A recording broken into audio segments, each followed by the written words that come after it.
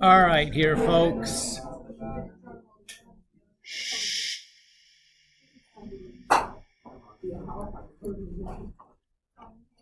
What happens next class? Test for chapter 13. Before we get going into stuff here, let's take a minute, and we're gonna walk through the expectation here for the test format, what you should be able to do. So there's basically 4 types of questions on the test. So given a picture of a chi-squared distribution, a level of significance, and a chi-squared calculated for that level of significance, be able to describe what the chi-squared critical value means, be able to indicate what part of the distribution corresponds to the level of significance, be able to determine if we should accept or reject a null hypothesis given a chi-squared calculated value, and if the conclusion is wrong, determine the type of error. So it's basically going to be a pictorial version, right, is what you're going to be talking about, where you don't have to do the calculation on the calculator, you just have to look at the pictures. You'll have to conduct and analyze a t-test. So you should be able to write null and alternative hypotheses, and if you use variables, be able to define what your variables are in your hypotheses.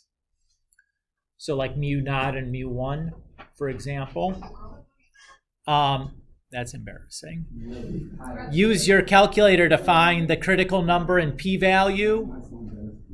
Given a level of significance, make a conclusion, and then determine if your conclusion is wrong, the type of error. Now, how many different t-tests are there? 4. Okay, kind of. 2. 2. There's 1 sample and 2 sample, but you can do each of the t-tests with data or statistics, right? Depending on what's given to you. You should be able to conduct and analyze a chi-squared goodness of fit test, including writing null and alternative hypothesis, computing expected counts, state and verify both conditions, use the calculator to find degrees of freedom, chi-squared calculated, and p-values, and given a level of significance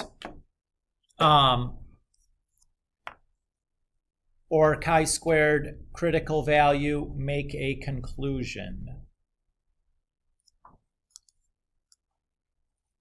And then you should be able to conduct and analyze a chi-squared independence test. Again, write a null and alternative hypotheses, compute expected counts, verify the large counts condition, use the calculator to find degrees of freedom, chi-squared calculated, and p-value, and given a level of significance and chi-squared calculated value, make a conclusion.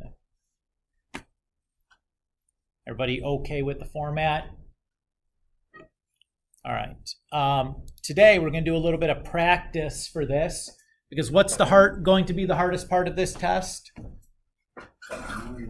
Knowing which tests to use, right? If it doesn't tell you in the problem, how do I know what type of test to use?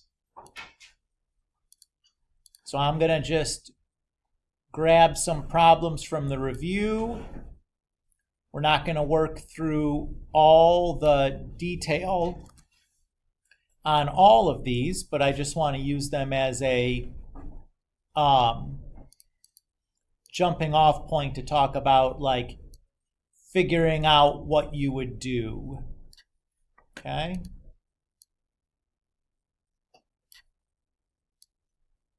All right, so let's read this guy here. It says 4 parties contested an election held 2 years ago. Conservatives captured 29% of the vote.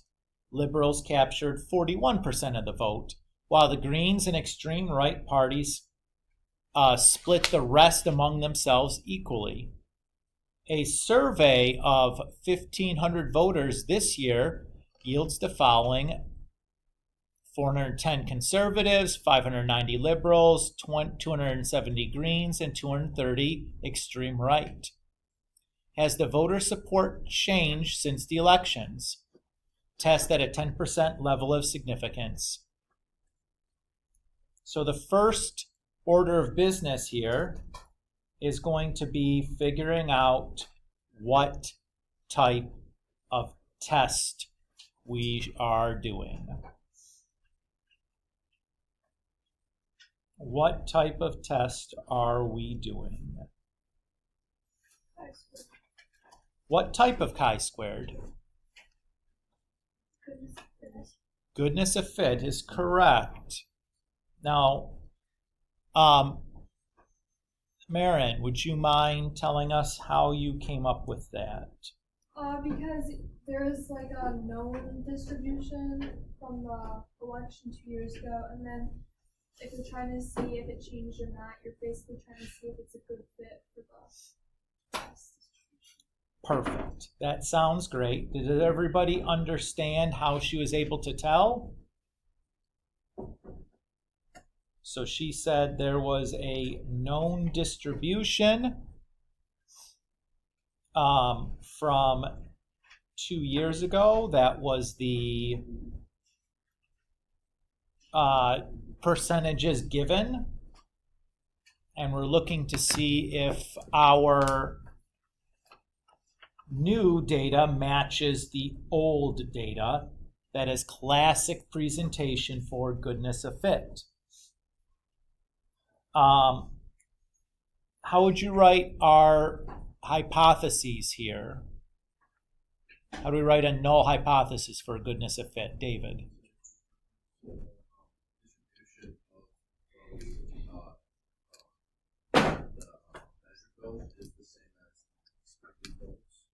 Okay.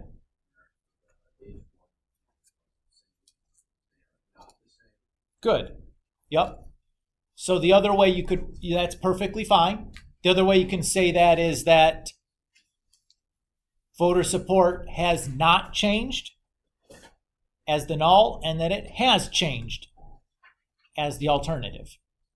But what you said is great, and it works because basically you just substitute that same verbiage with just the new variables, and it works every single time, right?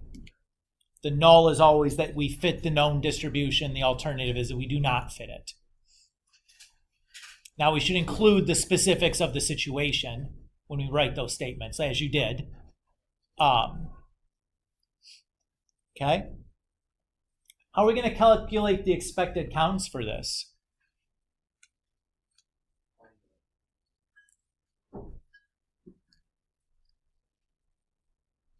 Caught David with his mouth full here. I think he wants the answer.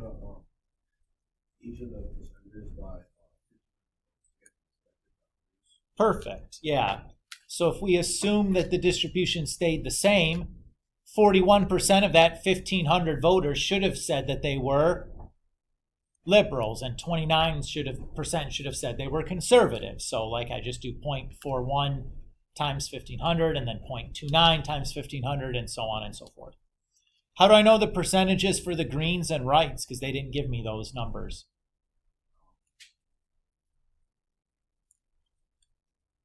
Take the remaining and cut it in half.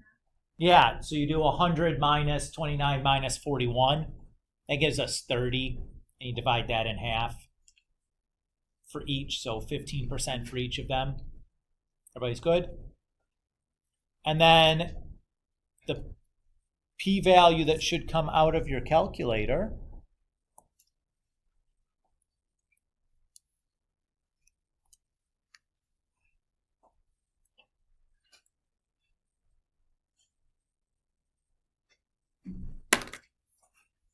was that.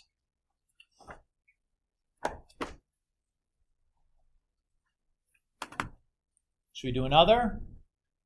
I got a bunch of these to do, so basically we're just going to kind of talk through some stuff. The big piece that you want to work on today, though, the part you really want to tune in for, is interpreting what type of test you should be doing based on the information given.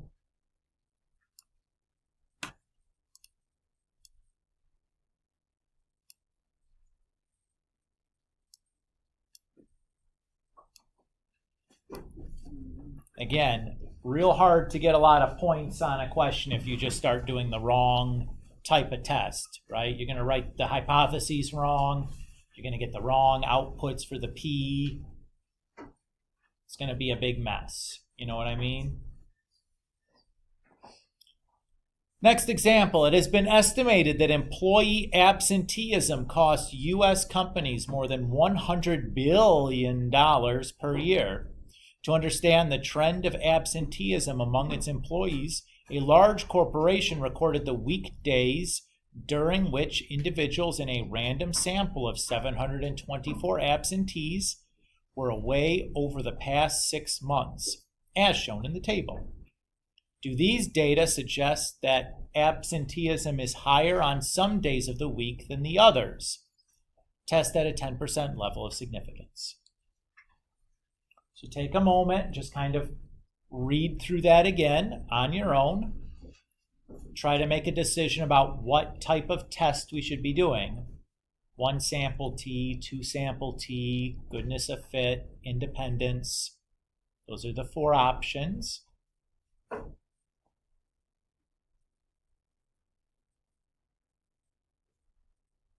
Anybody have a gut feeling here? David?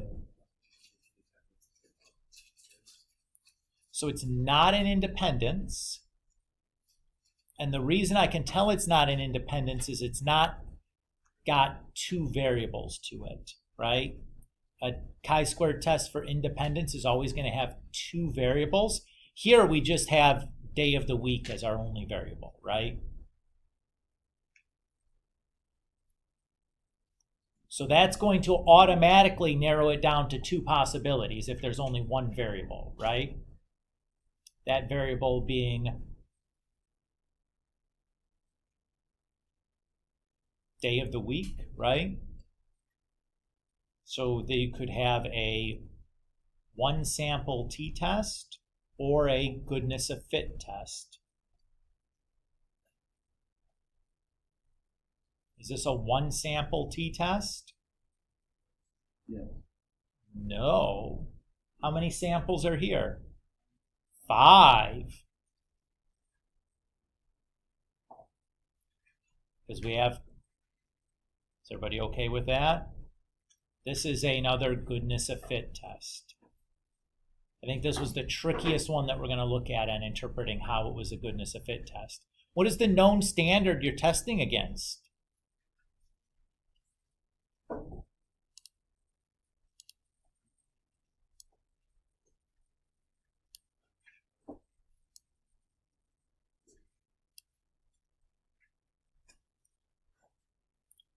The expected distribution, the known distribution would be that absenteeism is equally likely on all days of the week.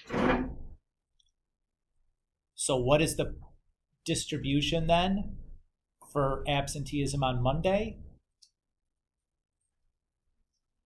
1 out of 5. And on Tuesday it would be 1 out of 5. And Wednesday, 1 out of 5, and Thursday, 1 out of 5, and Friday, 1 out of 5, right? Is everybody okay with that? So the null hypothesis, we would say, is that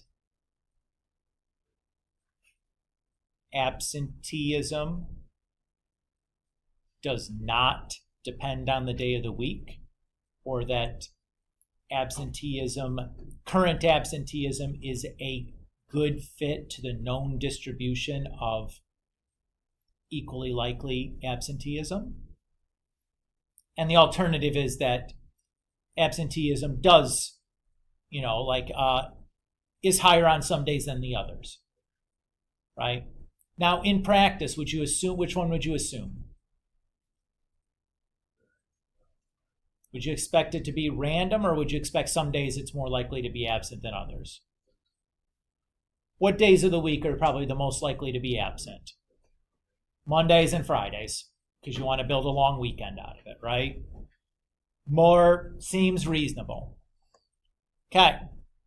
How are we going to build our expected counts?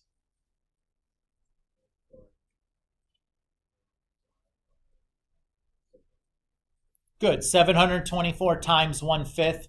The expected count is the same for all the thingamajiggers, days of the week.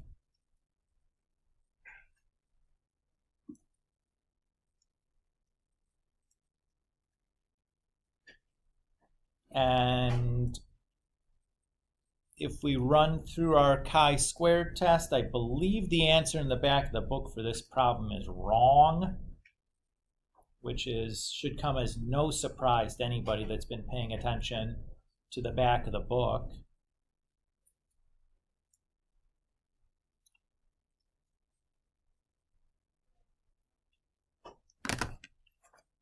So this should be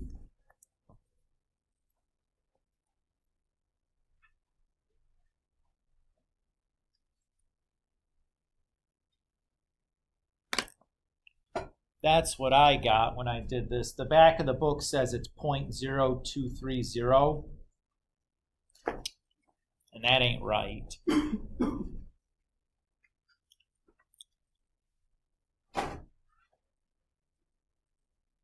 Everybody okay?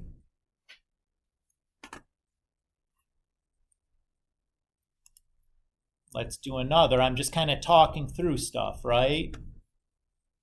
These are the same problems that you'll do in your review. And I'm just kind of skipping around and picking on the ones that it doesn't tell you what to do.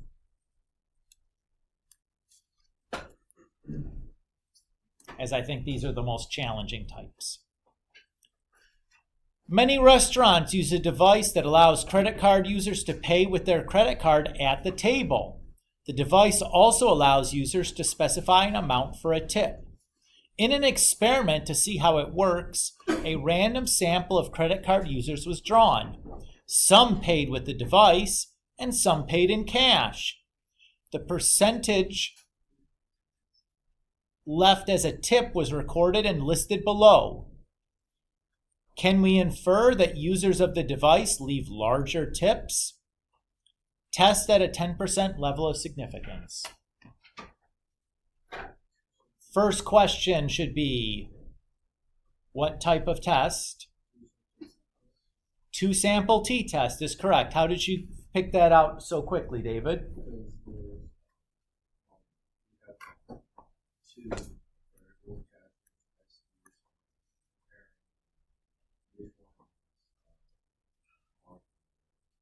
Yeah, so as soon as you see like one greater than the other, or not equal to another, or less than another, that should scream to t-test.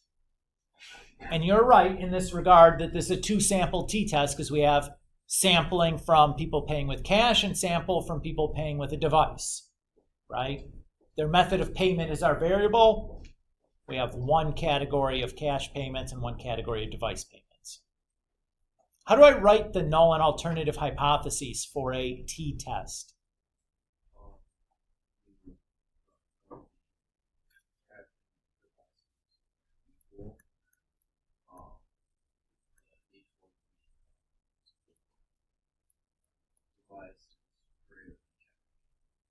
Correct.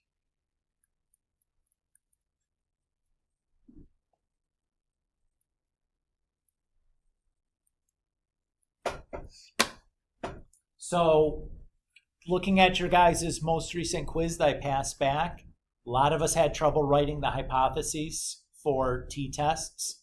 The null is always that the means are the same. The alternative is whatever you're trying to prove in the statement. So if one is bigger than the other, or less than the other, or not equal to the other, it's going to tell you in the question how to write that alternative. Everybody's okay? So make sure that if you did poorly on the quiz when I just handed it back, or you had trouble with the hypotheses, really make sure you've got that straightened for the test. Okay? When we grind this through, The p-value that should come out is 0.213. I'm sorry, 0.0213.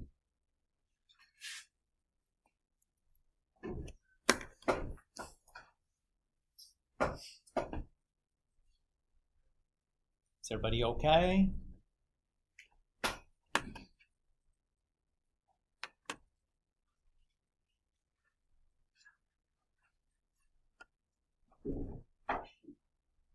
All right, I got one more to do with you guys.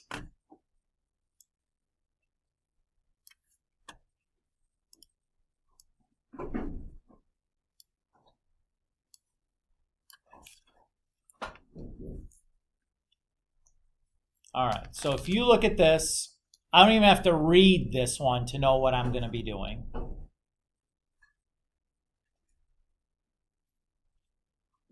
All I have to do is look at what's given to me. I don't even care about the scenario, and I know what this is. What is this? 2 sample t-test, right? Because you're given means and standard deviations for 2 different things. Easy, right? So when I do my t-test, I'm just going to switch to stats. And that's it. Let's read the scenario so we know how to write our hypotheses. But this is what I hope for when I get a t-test problem, right? It's like super clear if it's stats, what we're doing. Especially when it's written this way, where it's like, here's variable 1, mean and standard deviation and count, and here's variable 2, mean, standard deviation and count.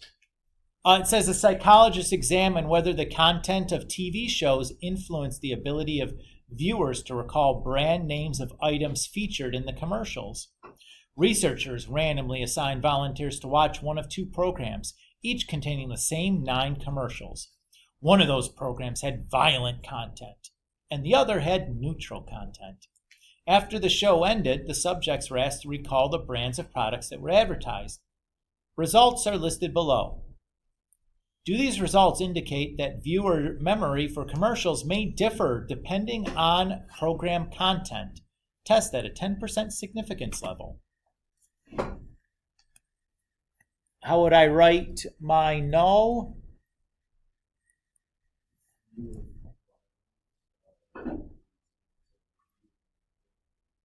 Good. And the alternative?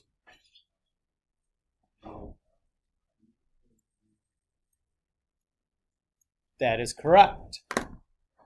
Everybody's okay with why he said not equal to? Because we wanted to see if they differ, right? Differ means that they are not equal. So that's a 2-tailed t-test is the vocabulary we use for that. The setup, though, is, like it just doesn't change how you do the t-test, right? You just pick the option for not equal to.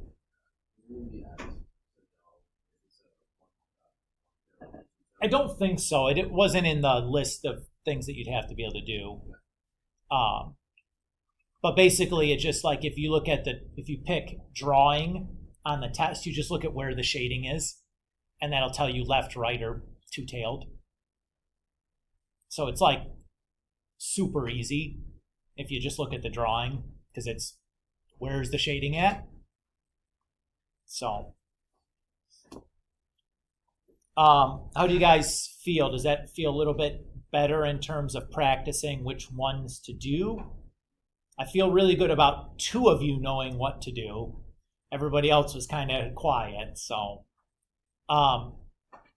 my suggestion for you when studying for this is that if you haven't actually done the homework, like if you just I just copied the answers out of the back of the book because they're there, this is one where I think that you are really benefited from really going and doing the practice and reading the questions and trying to do them authentically yourself.